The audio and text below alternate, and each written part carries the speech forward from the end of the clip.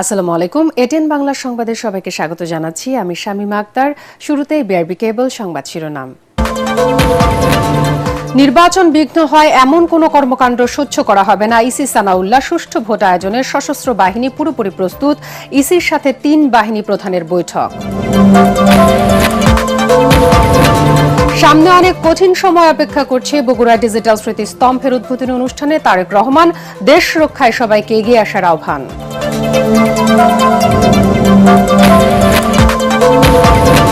গণমাধ্যমে হামলা বহির্বিশ্বে দেশের ভাবমূর্তি ক্ষুণ্ণ করেছে সালাউদ্দিন আহমদ। সংবাদ মাধ্যমের স্বাধীনতা না থাকলে দেশের অস্তিত্ব বিপন্ন হবে, সিনিয়র সাংবাদিকদের অভিমত। দিল্লিতে বাংলাদেশের হাই কমিশনারকে হত্যার হুমকিতে বিস্ময় প্রকাশ ঢাকার। দেশটি যথাযথ ব্যবস্থা নেবে আশা পররাষ্ট্র উপদেষ্টার। ভারতের বক্তব্য পুরোপুরি প্রত্যাখ্যান। এবং ঢাকা বিশ্ববিদ্যালয়ের শহীদ ওসমান হাদির কবরকে ঘিরে সর্বসাধারণের শ্রদ্ধা। দ্রুত খুনিদের গ্রেফতারের দাবি জামায়াত আমিরের।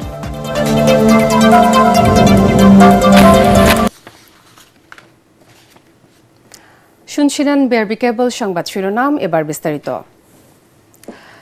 নির্বাচনের পরিবেশ বিঘ্নিত করে এমন কোনো কর্মকাণ্ড সহ্য করা হবে না জানিয়েছেন নির্বাচন কমিশনার আবুল ফজল মোহাম্মদ সানাউল্লাহ। সেনা, নৌ এবং বিমান বাহিনীর প্রধান এবং আইনশৃঙ্খলা বাহিনীর বিভিন্ন সংস্থার ঊর্ধ্বতন কর্মকর্তাদের সাথে বৈঠক শেষে তিনি এসব কথা বলেন। নির্বাচন কমিশনার জানান, আইনশৃঙ্খলা বিঘ্ন কিংবা সহিংসতা সৃষ্টিকারীদের বিরুদ্ধে কঠোর হতে নির্দেশনা দেওয়া হয়েছে নিরাপত্তা বাহিনীকে।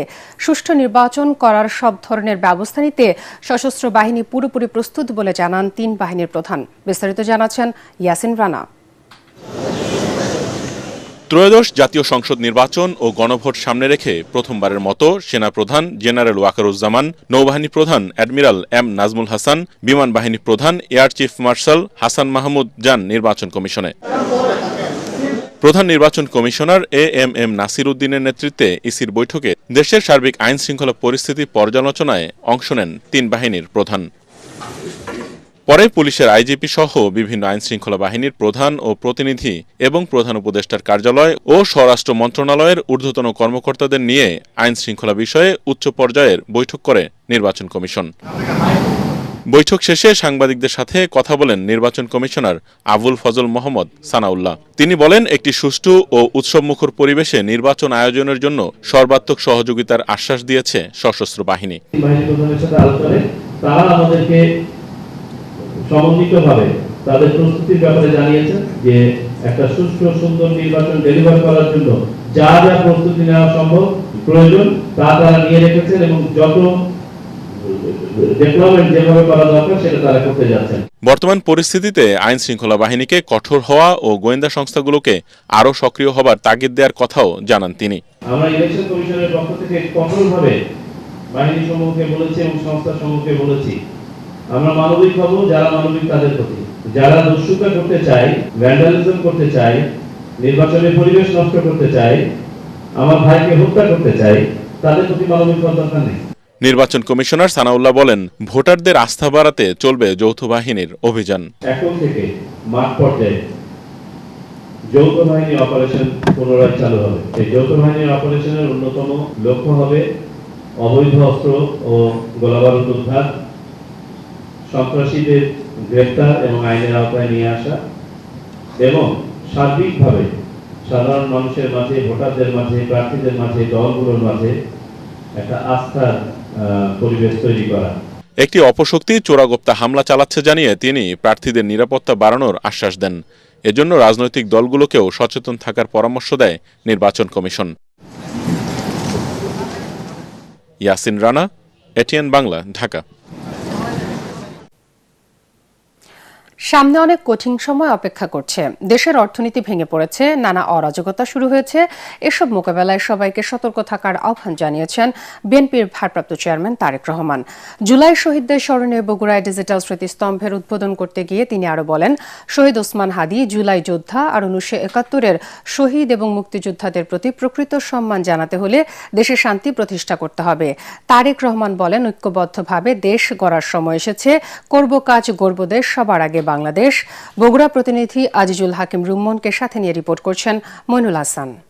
সভাপতি শেখ হাসিনার ১.৫ দশকের ফ্যাসিবাদী শাসনের অবসান ঘটানো জুলাই গণঅভ্যুত্থানের শহীদদের আত্মত্যাগ স্মরণীয় করে রাখতে ডিজিটাল স্মৃতিস্তম্ভ নির্মাণ করেছে বিএনপি। বগুড়ার শহীদ টিটু মিলনায়তনে আয়োজিত অনুষ্ঠানে লন্ডন থেকে ভার্চুয়ালি যুক্ত হয়ে স্মৃতিস্তম্ভ উদ্বোধন করেন বিএনপির ভারপ্রাপ্ত চেয়ারম্যান তারেক রহমান। স্থানীয় নেতাদের পর বক্তৃতা রাখতে গিয়ে তারেক রহমান বলেন, স্বাস্থ্য, শিক্ষা, চিকিৎসা, নারীদের স্বাবলম্বী করা সহ দেশকে এগিয়ে নিতে নানা পরিকল্পনা নিয়ে কাজ করছে বিএনপি। ফ্যামিলি কার্ডটি হবে নারীদের কাছে। আমরা কৃষক কার্ড বা ফার্মার্স কার্ড একটা ইন্ট্রোডিউস করতে চাই, যেটি আমাদের প্রান্তিক ক্ষুদ্র মাঝারি কৃষক যারা আছেন তাদেরকে সহযোগিতা করার জন্য। শিক্ষার্থী যারা আছে, আগামী ভবিষ্যৎ প্রজন্ম যারা আছে, আজকে যদি আমরা শিক্ষা ব্যবস্থাটাকে ধীরে ধীরে সুন্দরভাবে গড়ে তুলতে পারি, বিগত স্বৈরাচারের সময় আমরা দেখেছি প্রত্যেকটি সেক্টরকে তারা ধ্বংস করে দিয়ে গেছে। ঠিক আছে, তারা ধ্বংস করেছে। বিএনপি বাংলাদেশ জাতীয়তাবাদী দল ইনশাল্লাহ আবার গড়ে তুলবে। বিএনপির ভারপ্রাপ্ত চেয়ারম্যান বলেন, গণতন্ত্র, ভোটাধিকার, মানবাধিকার প্রতিষ্ঠার দীর্ঘ আন্দোলন সংগ্রামে দেশের মানুষকে নির্যাতন, নিপীড়ন, বহু প্রাণ বিসর্জন দিতে হয়েছে। এখন সময় এসেছে দেশকে গড়ে তোলার। শহীদ ওসমান হাদির প্রতি যদি সম্মান রাখতে হয় আমাদেরকে, আজকে আমাদের জুলাই শহীদদের প্রতি যদি সম্মান রাখতে হয়, জুলাই যোদ্ধাদের প্রতি যদি সম্মান রাখতে হয়, আজকে আমাদের ৭১-এর শহীদদের প্রতি যদি সম্মান রাখতে হয়, ৭১-এর মুক্তিযোদ্ধাদের প্রতি যদি সম্মান রাখতে হয়, তাহলে আমাদের একটাই লক্ষ্য হতে হবে এখন, দেশের মানুষের জন্য যেভাবে হোক শান্তি প্রতিষ্ঠা করা এবং দেশের জন্য কাজ করা, দেশকে সামনে নিয়ে যাওয়া। দেশকে নিয়ে নানা ষড়যন্ত্র চক্রান্ত চলছে সতর্ক করে দিয়ে তারেক রহমান সবাইকে ঐক্যবদ্ধ থাকার আহ্বান জানান। সামনের দিনগুলো আমাদের খুব ভালো দিন নয়, কিন্তু দেশের অর্থনৈতিক অবস্থা ভেঙে পড়েছে, বিভিন্ন জায়গায় বিভিন্ন রকম অরাজকতা শুরু হয়েছে বা কেউ কেউ করার চেষ্টা করছে। কাজেই এইগুলো সম্পর্কে আমাদেরকে সজাগ থাকতে হবে। বগুড়া সহ দেশবাসীর কাছে আগামী জাতীয় নির্বাচনে ধানের শীষে ভোট দেওয়ার আহ্বান জানান বিএনপির ভারপ্রাপ্ত চেয়ারম্যান। মইনুল আহসান, এটিএন বাংলা। সরকারের দুর্বলতার কারণে মপতন্ত্র প্রশ্রয় পেয়েছে, এটিকে কঠোর হাতে দমন করা প্রয়োজন বলে মন্তব্য করেছেন বিএনপির স্থায়ী কমিটির সদস্য সালাউদ্দিন আহমদ। রাজধানীর একটি হোটেলে গণমাধ্যম শীর্ষ ব্যক্তিদের সাথে মতবিনিময় অনুষ্ঠানে তিনি আরও বলেন, গণমাধ্যম সহ বিভিন্ন প্রতিষ্ঠানে হামলা, অগ্নিসংযোগের ঘটনায় সারা বিশ্বে দেশের ভাবমূর্তি ক্ষুণ্ণ হয়েছে। তারেক রহমানের দেশে ফেরা গণতন্ত্রকে শক্তিশালী করবে দাবি করে তিনি বলেন, বিএনপি ব্যক্তি বা দলীয় স্বৈরতন্ত্রকে কোনোভাবেই প্রশ্রয় দেবে না। সিনিয়র সাংবাদিকরা বলেন, স্বাধীনভাবে কথা বলতে বা লিখতে না দিলে দেশের অস্তিত্ব বিপন্ন হবে। বর্তমান পরিস্থিতিতে জাতীয় নির্বাচন কতটুকু সুষ্ঠু নিরপেক্ষ হবে তা নিয়েও সংশয় প্রকাশ করেন তারা। মইনুল আহসানের আরও একটি রিপোর্ট। আমরা সবাই মিলে দলের ভারপ্রাপ্ত চেয়ারম্যান তারেক রহমানের দেশে ফেরার দিন গুনছে বিএনপি নেতাকর্মীরা। প্রায় ১.৫ যুগ পর তারেক রহমানের স্বদেশ প্রত্যাবর্তনকে উপলক্ষ করে গণমাধ্যমের শীর্ষ ব্যক্তিদের সাথে মতবিনিময় সভার আয়োজন করে অভ্যর্থনা কমিটি। রাজধানীর একটি হোটেলে অনুষ্ঠানে যোগ দেন গণমাধ্যমের মালিক, বিভিন্ন দৈনিকের সম্পাদক, ইলেকট্রনিক মিডিয়ার বার্তা প্রধান সহ সিনিয়র সাংবাদিকরা। প্রথম আলো ও ডেইলি স্টারে হামলার ঘটনা উল্লেখ করে সিনিয়র সাংবাদিকরা মপতন্ত্র নিয়ন্ত্রণে সরকারের ব্যর্থতায় ক্ষোভ প্রকাশ করেন। বাংলাদেশের ৫৩ বছর বয়সে কোনো মিডিয়ার অফিস আগুন জ্বালানো হয়নি। সর্বপ্রথমবারের মতন প্রথম আলো ডেইলি স্টার অফিসে আগুন জ্বালালো কেন?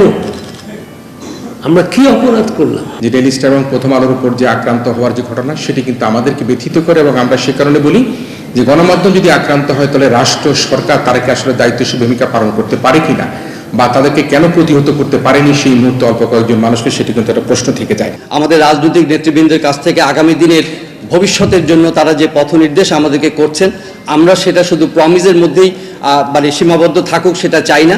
আমরা কনসিস্টেন্সি চাই, আমরা অ্যাকশন চাই। এই নির্বাচনটা যদি আমাদের দেশীয় এবং আন্তর্জাতিকভাবে গ্রহণযোগ্যতা না পায়, তাহলে সামনে আমাদের মহাবিপদ।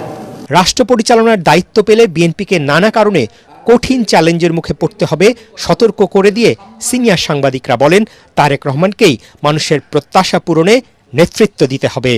নিরাপদ থাকতে চাই, লিখতে চাই, আমাদের কথা বলতে দিন। বিগত কয়েকদিনের যে ঘটনা, তার কি প্রভাব হবে, কতটুকু হবে, এই নির্বাচনটা কতটুকু ভালো হতে পারবে প্রশ্ন আমার মধ্যে জেগেছে। বিএনপি তার 31 দফার মধ্যে বলেছে যে সংবাদ মাধ্যমের স্বাধীনতা নিশ্চিত করার জন্য যা যা করা প্রয়োজন তারা তা করবে।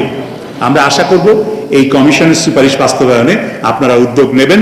সূচনা বক্তব্যে বিএনপি স্থায়ী কমিটির সদস্য সালাউদ্দিন আহমদ বলেন, সন্ত্রাসীদের গুলিতে ওসমান হাদির মৃত্যুকে কেন্দ্র করে যে সহিংসতা চালানো হয়েছে, গোয়েন্দা তথ্য থাকার পরও সরকার তা নিয়ন্ত্রণে ব্যর্থ হয়েছে। কিছু কিছু স্থাপনায়, কিছু কিছু ঠিকানায় যেভাবে মবক্রেসিকে এলাও করা হয়েছে, সেটাকে বলা যায় আমরা তো চেয়েছিলাম ডেমোক্রেসি, কিন্তু কেন হয়ে যাবে মবক্রেসি? তাকে কেন লালন করতে দেয়া হবে? এগুলো আমি সরকারের দুর্বলতাকেই ইঙ্গিত করছি। এগুলো আরো কঠোর হস্তে দমন করতে হবে। জনগণের ভোটে রাষ্ট্র পরিচালনার সুযোগ পেলে গণমাধ্যমের স্বাধীনতা নিশ্চিত করার অঙ্গীকার করে সিনিয়র নেতারা বলেন, জাতীয় ঐক্য ধরে রাখার মাধ্যমেই অপশক্তির উত্থান প্রতিহত করা হবে। সত্যিকার গণতান্ত্রিক সমাজ, প্রকৃত গণতান্ত্রিক সমাজ, প্রত্যেকেরই কথা বলার অধিকার থাকবে, প্রত্যেকেই তার মত প্রকাশ করার অধিকার থাকবে এবং রাজনৈতিক দলগুলো তার মতামত নিয়ে জনগণের কাছে যাবে। জনগণ যাকে বাছাই করবে সে রাষ্ট্র ক্ষমতা গ্রহণ করবেন। বিএনপির সিনিয়র নেতারা 25 ডিসেম্বর তারেক রহমানের স্বদেশ প্রত্যাবর্তনের আয়োজন সফলভাবে সম্পন্ন করতে গণমাধ্যমের সহযোগিতা চান। মইনুল হাসান, এটিএন বাংলা, ঢাকা। দিল্লিতে বাংলাদেশের হাই কমিশনারকে হত্যার হুমকিতে বিস্ময় প্রকাশ করেছে ঢাকা। পররাষ্ট্র মন্ত্রণালয়ে এক ব্রিফিংয়ে উপদেষ্টা তৌহিদ হোসেন বলেন, চরমপন্থী হিন্দুদের কূটনৈতিক পাড়ায় ঢুকে বিক্ষোভ কোনোভাবেই স্বাভাবিক ঘটনা নয়। বিক্ষোভকারীদের কূটনৈতিক পাড়ায় প্রবেশের নিরাপত্তা বিঘ্নিত হয়নি দাবি করে ভারতের দেয়া প্রেস নোট প্রত্যাখ্যান করেছে পররাষ্ট্র মন্ত্রণালয়। দিল্লির সাথে ঢাকার কূটনৈতিক সম্পর্ক প্রয়োজনে কমিয়ে আনার ইঙ্গিত দেন পররাষ্ট্র উপদেষ্টা। এমদাদুল্লাহ বাবুর রিপোর্ট। অখণ্ড হিন্দু রাষ্ট্রসেনা ব্যানারে একদল উগ্র হিন্দুবাদী শনিবার ভারতের দিল্লিতে বাংলাদেশ হাউসের মূল ফটকের সামনে বিক্ষোভ করে। এ সময় জামায়াতে ইসলামী বাংলাদেশ এবং প্রধান উপদেষ্টা অধ্যাপক মোহাম্মদ ইউনুসের বিরুদ্ধে স্লোগান দেয় বিক্ষোভকারীরা। নিরাপত্তার চাদরে ঢাকা কূটনীতিক পাড়ায় এমন নজিরবিহীন ঘটনা বাংলাদেশের গণমাধ্যমগুলোয় গুরুত্বের সাথে স্থান পায়। এর প্রেক্ষাপটে রোববার দুপুরে ভারতের পররাষ্ট্র মন্ত্রণালয় বিবৃতি দেয়। এতে দাবি করা হয়, বাংলাদেশ হাই কমিশনের সামনে বিক্ষোভ হলেও নিরাপত্তা বিঘ্নিত হয়নি। এসব বিষয়ে রোববার পররাষ্ট্র মন্ত্রণালয়ে সাংবাদিকদের মুখোমুখি হন উপদেষ্টা তৌহিদ হোসেন। ভারতের এই বিবৃতি প্রত্যাখ্যান করেন তিনি। ভারতীয় প্রেস নোটে যে কথা বলা হয়েছে এটা সম্পূর্ণভাবে আমরা প্রত্যাখ্যান করি। বিষয়টি যত সহজভাবে উত্থাপন করা হয়েছে আসলে অত সহজ না। হিন্দু চরমপন্থী সংগঠনের 25 বা 30 জনের একটা দল এত দূর পর্যন্ত আসতে পারবে কেন একটা স্যানিটাইজড এলাকার মধ্যে? তার মানে তাদেরকে আসতে দেওয়া হয়েছে। একই সঙ্গে ময়মনসিংহের ঘটনা বাংলাদেশের অভ্যন্তরীণ বিষয় জানিয়ে তিনি বলেন, দেশে সংখ্যালঘুদের নিরাপত্তা নিশ্চিত রয়েছে। হিন্দু নাগরিকের হত্যার প্রতিবাদ স্লোগান দিয়ে চলে গেছে তা না, তারা আরো অনেক কিছু বলেছে, সেটা আমরা জানি। একজন বাংলাদেশি নাগরিক নৃশংসভাবে খুন হয়েছে, এটার সাথে মাইনরিটিজের নিরাপত্তাকে একসাথে করে ফেলার কোনো মানে হয় না। ভারতের সঙ্গে চলমান টানাপোড়েনে প্রয়োজনে সম্পর্কের ক্ষেত্র কমিয়ে আনারও ইঙ্গিত দেন তিনি। যদি তেমন পরিবেশ সৃষ্টি হয় তাহলে আমরা সেটা করব। আমরা এখনো ভরসা রাখছি যে ভারত যথাযথ নিরাপত্তার ব্যবস্থা নেবে। এদিকে ময়মনসিংহে দীপু চন্দ্র দাসের নির্মম হত্যার প্রতিবাদ ও সংখ্যালঘুদের সুরক্ষার দাবিতে দিল্লি, কলকাতা, আসাম ও ত্রিপুরা সহ ভারতের বিভিন্ন জায়গায় বিক্ষোভ করছেন দেশটির নাগরিকরা। ইমদাদুল্লাহ বাবু, এটিএন বাংলা, ঢাকা। আইনিভাবে ওসমান হাদির হত্যাকারীদের বিচার এবং শাস্তি নিশ্চিতের দাবি জানিয়েছেন জামায়াতে ইসলামের আমির ডাক্তার শফিকুর রহমান।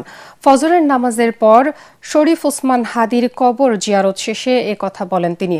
ঢাকা বিশ্ববিদ্যালয়ের জাতীয় কবি কাজী নজরুল ইসলামের সমাধির পাশে ইনকিলাব মঞ্চের মুখপাত্র শরীফ ওসমান হাদির কবরে শ্রদ্ধা নিবেদন এবং দোয়া মোনাজাত করেন তিনি। এরপর সাধারণ মানুষের ঢল নামে হাদির কবর এক নজর দেখার জন্য। জামিল হাসান শান্তর রিপোর্ট। ন্যায় ইনসাফের পক্ষে এক অপ্রতিরোধ্য কণ্ঠস্বর 24শে জুলাইয়ের অন্যতম আপোষহীন নায়ক শরীফ ওসমান হাদি।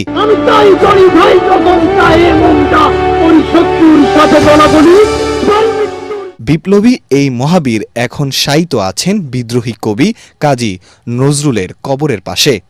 দাফনের পরদিন ঢাকা বিশ্ববিদ্যালয়ের কেন্দ্রীয় মসজিদ সংলগ্ন কবরস্থানে ওসমান হাদির জন্য দোয়া করতে আসেন অনেকে। ফজরের নামাজের পর ভোরের আলো ফোটার পর থেকেই সেখানে আসেন তার সহযোদ্ধা সহ সর্বস্তরের মানুষ। ইনসাফের লড়াই কিভাবে করতে হয় বাংলাদেশে 18 কোটি মানুষকে বুঝিয়েছেন। সিলেট থেকে এখন শুধুমাত্র কবর জিয়ারত করার জন্য আসছি। তিনি তো কোনো সিকিউরিটি চান নাই, তিনি বলছে আমাকে মেরে ফেললে আপনি বিচারটা শুধু করবেন। বাচ্চাকে নিয়ে এসেছি, ওকে আমি সবসময় বলি তোমাকে শরীফ ওসমান হাদি হতে হবে, ঘরে বসে থাকলে হবে না, আবরার ফাহাদের মতো কথা বলতে হবে। ঢাকা বিশ্ববিদ্যালয়ের কেন্দ্রীয় জামে মসজিদে ফজরের নামাজ আদায়ের পর জামায়াতে ইসলামের আমির ডাক্তার শফিকুর রহমান ওসমান হাদির কবর জিয়ারত করেন।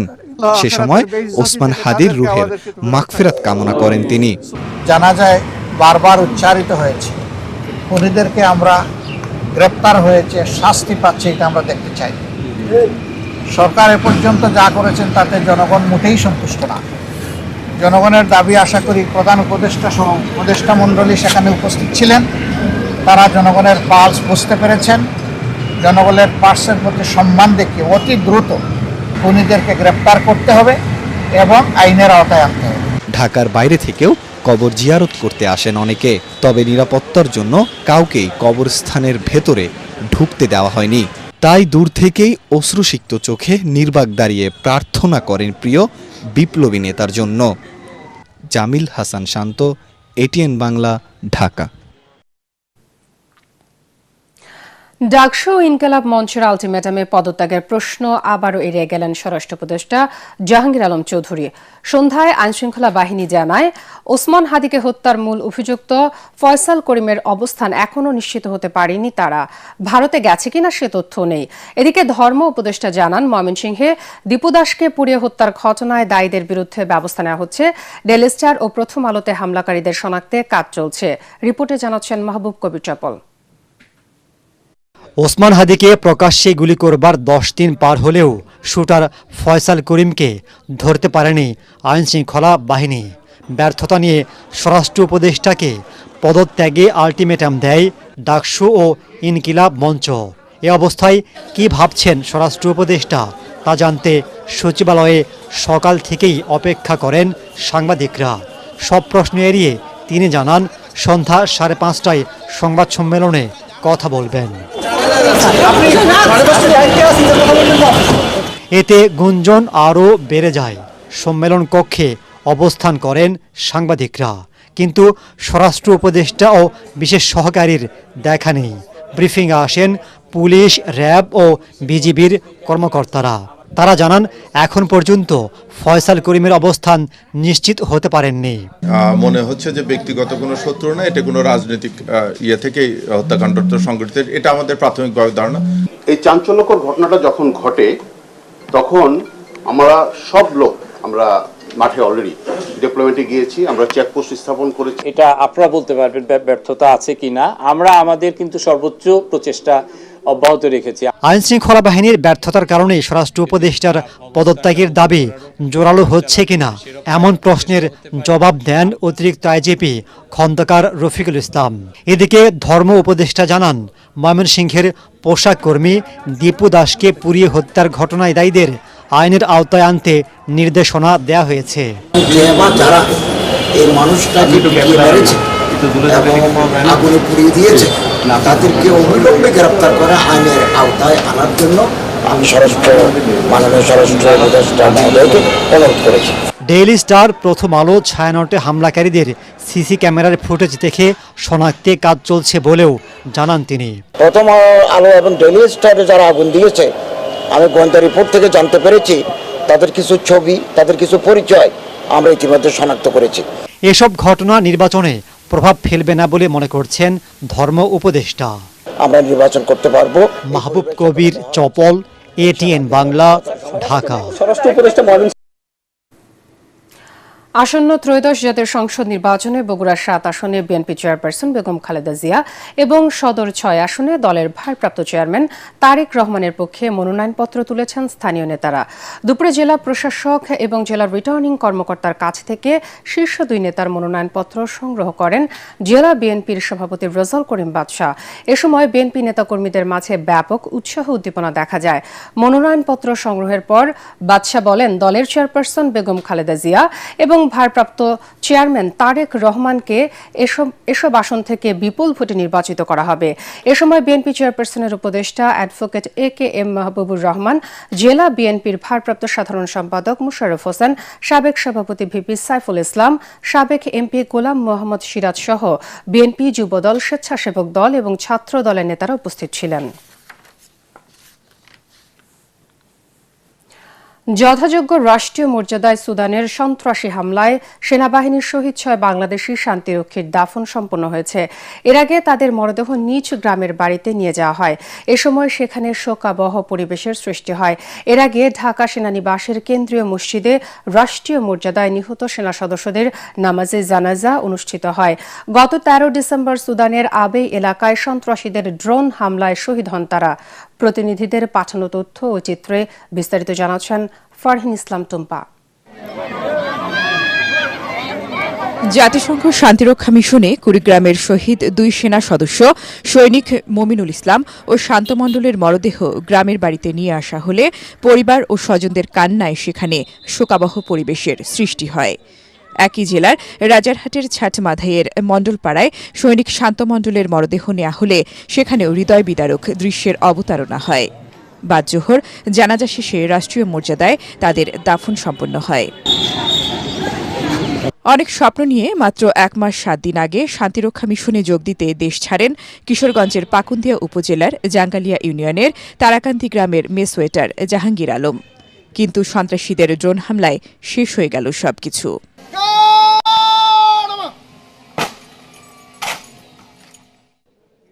অন্যদিকে রাজবাড়ীর শহীদ শামীম রেজার দাফন সম্পন্ন হয়েছে। বিকেলে জেলার কালুখালী উপজেলার মৃগী ইউনিয়নের হোগলাডাঙ্গি গ্রামের পারিবারিক কবরস্থানে তাকে দাফন করা হয়। 2017 সালে বাংলাদেশ সেনাবাহিনীতে সৈনিক পদে যোগ দিয়েছিলেন শামীম। যেহেতু দেশের জন্য, জাতির জন্য সে জীবন দান করছে, এটা তার মৃত্যুকে আমরা শহীদ মৃত্যু হিসাবে আমরা গণ্য করি। শহীদ সেনা সদস্য কর্পোরাল মাসুদ রানার মরদেহ গ্রামের বাড়ি নাটোরের লালপুরের বোয়ালিয়াপাড়ায়। সেখানকার সামাজিক কবরস্থানে রাষ্ট্রীয় মর্যাদায় তাকে দাফন করা হয়। এর আগে ঢাকা থেকে হেলিকপ্টারে লালপুর উপজেলার করিমপুর সরকারি উচ্চ বিদ্যালয় মাঠে পৌঁছায় তার কফিনবন্দি মরদেহ। সেখান থেকে নেওয়া হয় গ্রামের বাড়ি বোয়ালিয়াপাড়ায়। এরপর স্থানীয় স্কুল মাঠে গার্ড অব অনার ও জানাজা শেষে তাকে দাফন করা হয়। 2006 সালে বাংলাদেশ সেনাবাহিনীতে যোগ দিয়েছিলেন কর্পোরাল মাসুদ রানা। এছাড়াও গাইবান্ধার পলাশবাড়ির মহদীপুরের ছোট ভগবানপুর গ্রামে সেনাবাহিনীর লন্ড্রি কর্মচারী মোহাম্মদ সবুজ মিয়ার দাফন সম্পন্ন হয়েছে। ফারহিন ইসলাম টুম্পা, ATN বাংলা। এখন দেখবেন সালাম স্টিল ভোটের গাড়ি। নির্বাচিত হলে পরিচ্ছন্ন এলাকা হিসেবে ঢাকা 7 আসনকে গড়ে তোলার অঙ্গীকার করেছেন বিএনপি মনোনীত প্রার্থী হামিদুর রহমান হামিদ। আর জামায়াতের প্রার্থী হাজী এনায়েতুল্লাহ বলেন, সমাজ ও রাষ্ট্রের সুশাসন প্রতিষ্ঠায় প্রতিশ্রুতিবদ্ধ তার দল। এই আসনে বিএনপির চূড়ান্ত মনোনয়ন পেতে আলোচনায় আছেন বেশ কয়েকজন হ্যাভিওয়েট নেতা। মিজান শাহজাহানের রিপোর্ট। লালবাগ, কামরাঙ্গীরচর, চকবাজার, বংশাল ও কোতোয়ালি নিয়ে সংসদীয় আসন ঢাকা 7। সামান্য বৃষ্টি হলেই এ এলাকার অধিকাংশ অলিগলি তলিয়ে যায়। লালবাগ থানার সামনে বয়ে যাওয়া এই বুড়িগঙ্গা নদী এখন মরা খাল। নদীটি দখল দূষণের হাত থেকে রক্ষা করা না গেলে মশার বংশবিস্তার ঠেকানো যাবে না। সালাম স্টিল ভোটের গাড়ি নিয়ে আমরা ঘুরে বেরিয়েছি ঢাকা 7 আসনের অলিগলি। বিএনপি মনোনীত প্রার্থী হামিদুর রহমান হামিদ বলেন, সব সমস্যার সমাধান করে নিরাপদ ঢাকা 7 গড়ে তোলার স্বপ্ন দেখছেন তিনি। জনগণের ভোটের ব্যাপারে এত আগ্রহ, বিশেষ করে ইয়াং জেনারেশন অনেক আগ্রহ যে ভোট এবার আমরা দিতে পারবো, স্বাধীন মতন ভোট দিতে পারবো, যাকে খুশি তাকে দিতে পারবো। আসনটা যদি আমি সুন্দর করে ডেলে সাজাতে পারি, আমার মনে হয় খুব ভালো হবে। এই আসনে নিয়মিত সভা সমাবেশ ও জনসংযোগ চালিয়ে যাচ্ছেন বেশ কয়েকজন বিএনপি নেতা। তারা বলেন, দলের চূড়ান্ত মনোনয়ন পর্যন্ত তাদের এই কর্মসূচি অব্যাহত থাকবে। এই এলাকার জনগণের সাথে আমার যেহেতু একটি সম্পৃক্ততা আছে, জনগণ আমাকে ভালোবাসে, পছন্দ করে, সেই এলাকায় ইনশাল্লাহ আমরা প্রত্যাশা করি জনগণ দল আমাকে ইনশাল্লাহ অবশ্যই মূল্যায়ন করবে। তারা অবশ্যই আমাদের মতো পরীক্ষিত ত্যাগী কর্মীদেরকে মূল্যায়ন করবে। হামলা মামলা পোরখা নেতা যাকে বলা হয়, যদি আমাদের থেকে একজনকে নমিনেশন দিত, এই সিটটা বিএনপি সিট, ইনশাল্লাহ আমরা বিপুল ভোটে দানের শেষে আমি শতভাগ আশাবাদী যে আমি মনোনয়ন পাওয়ার যোগ্য।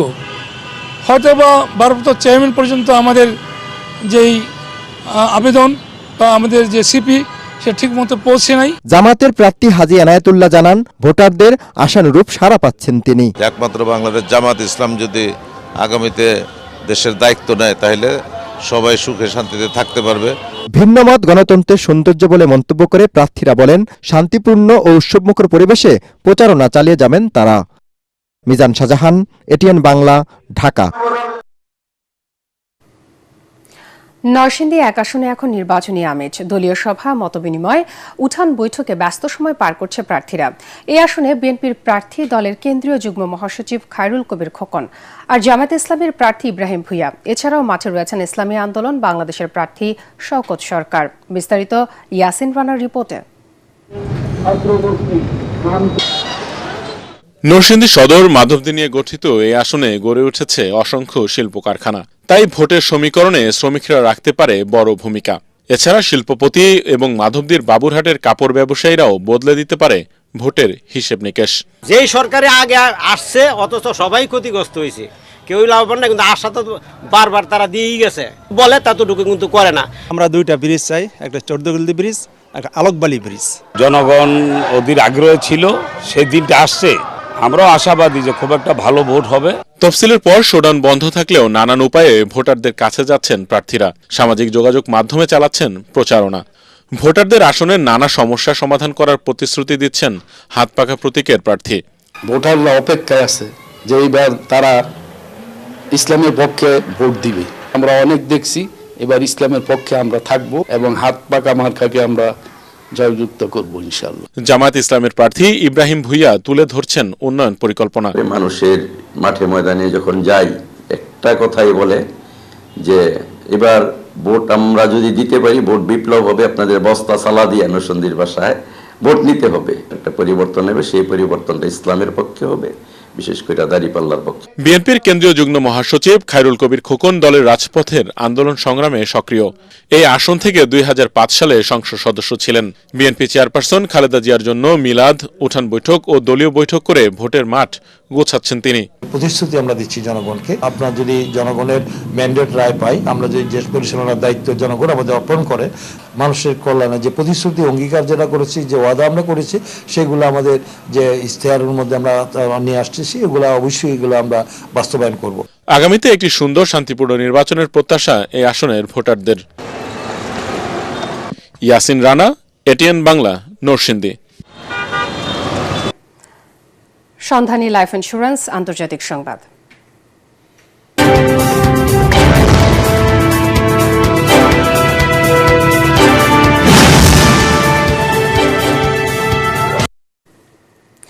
দলের সমর্থকদের আন্দোলনের প্রস্তুতি নেওয়ার আহ্বান জানিয়েছেন পাকিস্তানের সাবেক প্রধানমন্ত্রী এবং পিটিআই প্রধান ইমরান খান। তোষাখানার দুর্নীতি মামলায় ইমরান খান এবং তার স্ত্রী বুশরা বিবিকে 17 বছরের কারাদণ্ড দিয়েছেন আদালত। শনিবার রাজধানী ইসলামাবাদের অ্যাকাউন্টেবিলিটি কোর্টের স্পেশাল জজ শাহরুখ আরজুমান্দ এ রায় ঘোষণা করেন। এরপরই রবিবার তিনি জেল থেকে দলীয় নেতাদের ও মাধ্যমে সমর্থকদের প্রতি আহ্বান জানান। পিটিআইয়ের এই কারাদণ্ডকে রাজনৈতিক প্রতিশোধ হিসেবে মনে করছে। এক সংবাদ সম্মেলনে পিটিআইয়ের জ্যেষ্ঠ নেতা আসাদ কায়সার, পিটিআই মহাসচিব সালমান আকরাম রাজা জানিয়েছেন, যা কিছুই হোক কারো কাছেই কোনো কিছুর জন্য ক্ষমা চাইবে না ইমরান খান। দালাল মুক্ত অভিবাসন, ন্যায্য মজুরি এবং কর্মীদের মানবিক মর্যাদা নিশ্চিতে ইথিক্যাল মাইগ্রেশনের আওতায় ইউরোপের দেশ সার্বিয়াতে কর্মী প্রেরণ করেছে সরকার অনুমোদিত recruiting agency Asia continental group. প্রথম ধাপে 11 জন দক্ষ কর্মী পাঠানোর মাধ্যমে দেশে যুব সমাজের বৈধ, নিরাপদ এবং মর্যাদাপূর্ণ কর্মসংস্থানের নতুন দিগন্ত উন্মোচিত হল। এ উপলক্ষে উত্তরা দিয়াবাড়িতে প্রতিষ্ঠানটির নিজস্ব ট্রেনিং সেন্টারে প্রশিক্ষণের মাধ্যমে ভবিষ্যতে দক্ষ জনবল রপ্তানির প্রত্যাশা এশিয়া কন্টিনেন্টাল গ্রুপের। এবার খেলার খবর।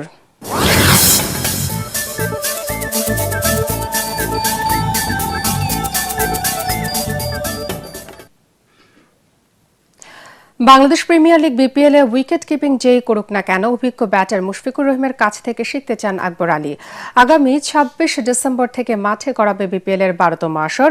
সেই লক্ষ্যে আগে ভাগেই অনুশীলন শুরু করেছে রাজশাহী ওয়ারিয়র্স। দ্বিতীয় দিনের অনুশীলন শেষে মিরপুর শেরেবাংলা স্টেডিয়ামে গণমাধ্যমের মুখোমুখি হয়ে আকবর আলী জানান, ম্যানেজমেন্ট চাইলে কিপিং ছাড়তে রাজি তিনি, তবে মুশফিকুর রহিমের কাছ থেকে যতটা সম্ভব শিখতে চান তিনি। প্রত্যেকটা টিম যেরকম আপনারা বলছেন যে অর্গানাইজ ওয়েতে চলার চেষ্টা করছে সবাই, তো ওইভাবেই আমিও ফিল করছি যে খুবই প্রফেশনালিজম আমরা মেনটেন করার চেষ্টা করছি। আমাদেরও অবশ্যই একদম শেষ পর্যন্ত খেলার ইচ্ছা আছে, বাট প্ল্যান ওয়াইজ যদি বলেন আমি শিওর যে টিম ম্যানেজমেন্ট আমাদেরকে যে মেসেজটা দিয়েছে যে আমরা ফেজ বাই ফেজ বা ম্যাচ বাই ম্যাচ এগোতে চাই। অবশ্যই প্রথমে আমরা সিলেটে যেহেতু খেলা আছে, তো আমরা স্পেশালি প্রথম 2টা ম্যাচ নিয়েই প্রথমে আমাদের পরিকল্পনা সাজানোর চেষ্টা করছি। শেষ করার আগে বিআরবি কেবল সংবাদ শিরোনাম আরও একবার। নির্বাচন বিঘ্ন হয় এমন কোনো কর্মকাণ্ড সহ্য করা হবে না, ইসি সানাউল্লাহ। সুষ্ঠু ভোট আয়োজনে সশস্ত্র বাহিনী পুরোপুরি প্রস্তুত, ইসির সাথে 3 বাহিনী প্রধানের বৈঠক। সামনে অনেক কঠিন সময় অপেক্ষা করছে, বগুড়ায় ডিজিটাল স্মৃতিস্তম্ভের উদ্বোধন অনুষ্ঠানে তারেক রহমান। দেশ রক্ষায় সবাইকে এগিয়ে আসার আহ্বান।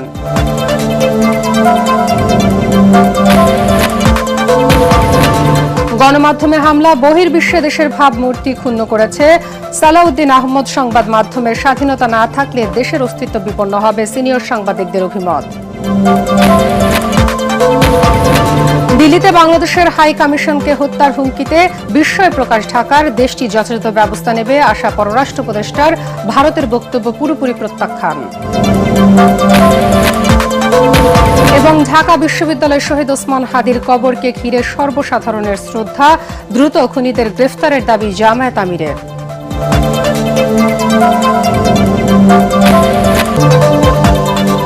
পরবর্তী সংবাদ দেখার আমন্ত্রণ জানিয়ে এখনকার মতো শেষ করছি। এটিএন বাংলা সংবাদ ইউটিউবে দেখতে ব্রাউজ করুন, youtube/ATN বাংলা নিউজ। সাথে থাকার জন্য ধন্যবাদ সবাইকে।